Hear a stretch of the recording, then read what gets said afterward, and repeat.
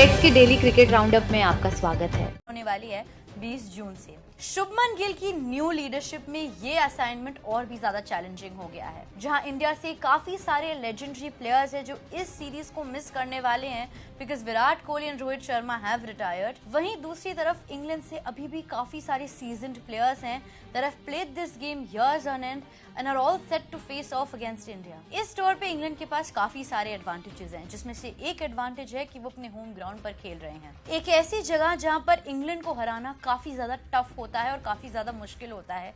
And the fact that वो Ben Stokes की captaincy के अंडर खेलने वाले हैं, they are going to be more ruthless than we have ever seen them. तो चलिए बात करते हैं इस वीडियो में 5 ऐसे प्लेयर्स के बारे में जो इंडिया के लिए काफी ज्यादा टफ चैलेंज होंगे when they meet them on 20th June। सबसे पहले हैं इंग्लैंड के गेम चेंजर, उनके captain Ben Stokes. Ben Stokes सिर्फ एक कैप्टन ही नहीं, एक मैच विनिंग ऑलराउंडर भी हैं।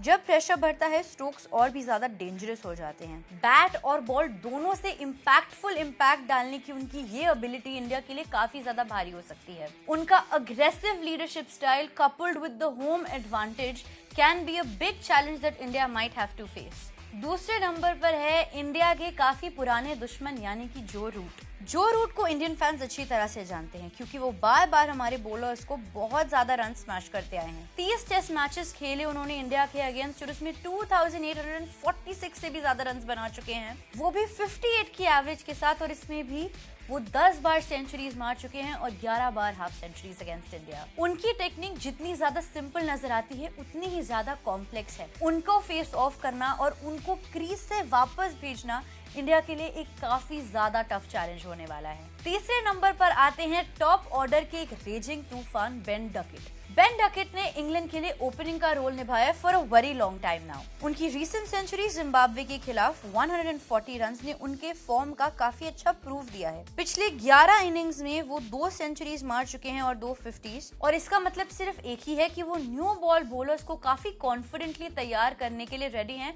खास करके इंडिया के न्यू बॉल बॉलर्स को। इस सब में एक और ऐसी चीज है that needs to be considered और वो है जसप्रीत बुमराह की absence. The fact that most probably Bumrah सारे मैचेस नहीं खेलने वाले हैं, that is also going to be a challenge that the rest of the bowlers have to cope up with। चौथे नंबर पर आते हैं इंग्लैंड के स्विंग किंग यानी कि क्रिस वोक्स। होम कंडीशंस में क्रिस वोक्स एक अलग ही लेवल के बॉलर बन जाते हैं। वो अगर हम उनके स्टैट्स देखें तो 34 होम टेस्ट मैचेस खेले हैं उन्होंने, जिसमें से उन्होंने 137 विकेट्स लिए हैं। एक और फन फैक्ट ये है कि इंडिया के अगेंस्ट वो 9 टेस्ट मैचेस में फीचर हुए हैं और उसमें उन्होंने 23 विकेट्स लिए हैं। वोक्स के पास एबिलिटी है कि वो न्यू बॉल को दोनों ही तरह से मूव कराएं, यानी कि इन स्विंग भी और आउट स्विंग भी, और यही सबसे बड़ा थ्रेट है इंडिया के लिए। सिर्फ बॉल से ही नहीं बल्कि वो बैट से भी टीम के लिए कंट्रीब्यूट कर सकते हैं इन द लोअर ऑर्डर। इस लिस्ट पर 5वें और आखिरी नंबर पर आते हैं इंग्लैंड के एक्स फैक्टर हैरी ब्रुक।